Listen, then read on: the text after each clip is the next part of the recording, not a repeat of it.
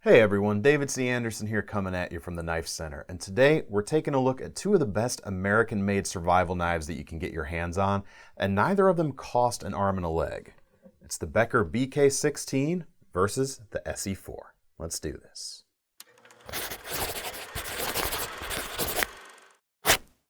Now, both of these blades are sturdy companions, whether you're bushcrafting, doing survival or camping, any of that sort of outdoor uses you might need it for.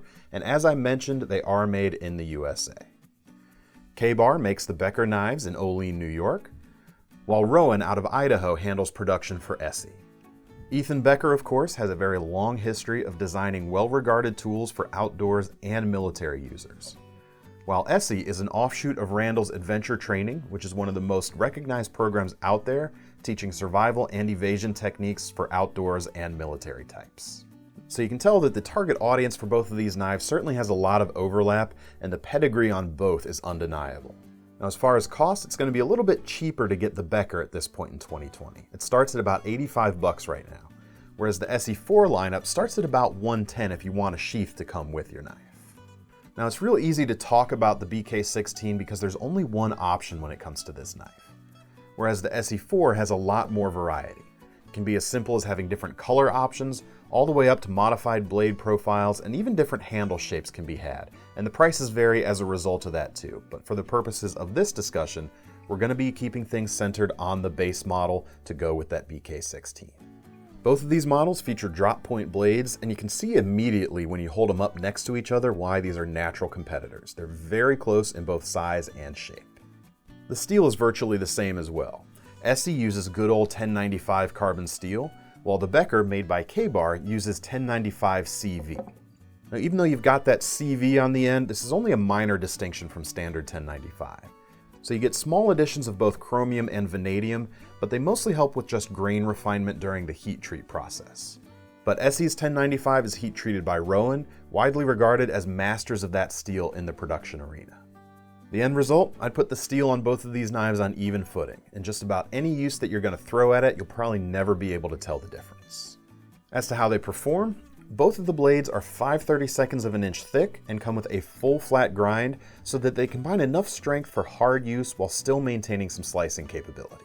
Both knives feature a textured powder coating, which is designed to protect the carbon steel blade from rusting. But if you prefer a smoother finish for more efficient cutting, it's easy to use paint stripper on either blade to remove the coating and expose the bare metal underneath. Each of these knives has a sharpened length of a bit over 4 inches long, which makes them easy to control in just about any outdoor scenario. You can take it camping or hiking, it works well at bushcraft and survival tasks, and they even make decent hunters too, thanks to that generous amount of belly and that drop point profile. Now, the ESEE, as I mentioned earlier, does offer a few more options than the Becker.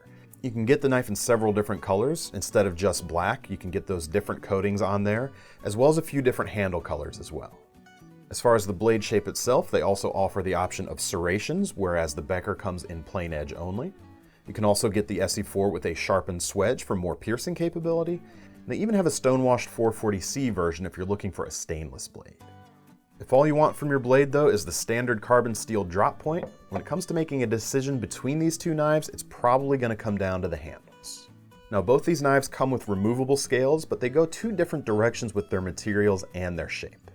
Now, the standard ESEE-4 is going to carry a little bit flatter on your person because it has a flat and narrow shape to the scales. There's just enough length on the handle for me to get a 4-finger grip, and because of that height of the handle, even though it's narrow, it still nestles into your hand pretty well, and it also works very well on pinch grips because of this nice bevel here at the front of the scales. However, for me, I find the BK-16 to be more comfortable in my hands. It has a little bit more length front to back, as well as a lot more dimension. You've got a nice swell here in the middle that really fills up your hand. Now, the ESEE-4 can kind of close the gap a little bit with a few of their other variants of the model. For instance, the 4HM model features a rounded handle, and it gets rid of this finger guard right here for a longer and fuller grip.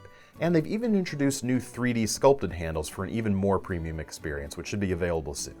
As far as materials, the ESEE uses micarta, linen in the case of this particular one right here, and it also has some thin red liners as well for an extra little pop of color.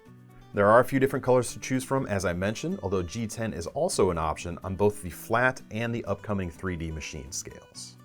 Now the Becker handle goes with a synthetic material called Ultramid, and it actually comes with 2 sets of handles right out of the box. That way you can keep it black or pop on the included Coyote tan ones for a little bit of a different look.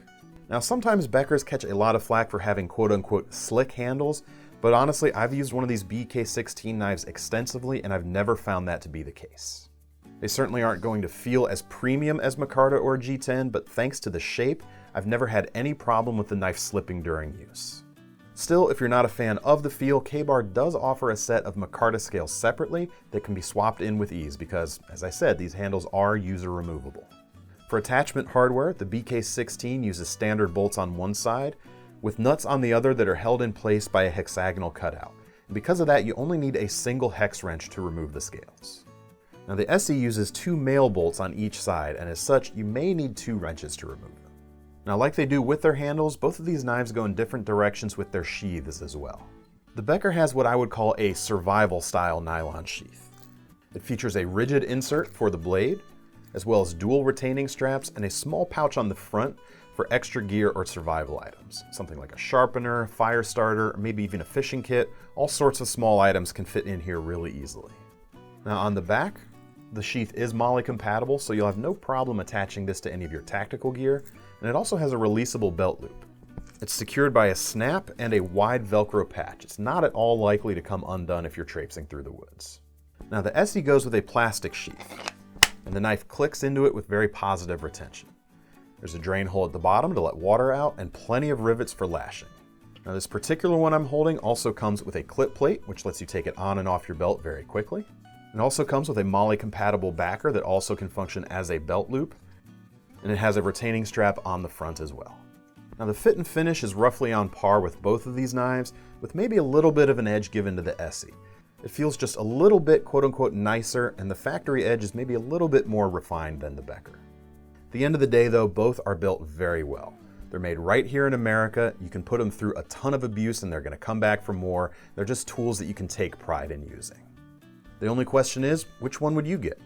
Would you go for the less expensive to start Becker BK-16, or take advantage of all the options available in the ESEE-4 lineup? Make sure to let us know your choice in the comments, and to get your hands on either of them, you can use the links in the description to head over to KnifeCenter.com.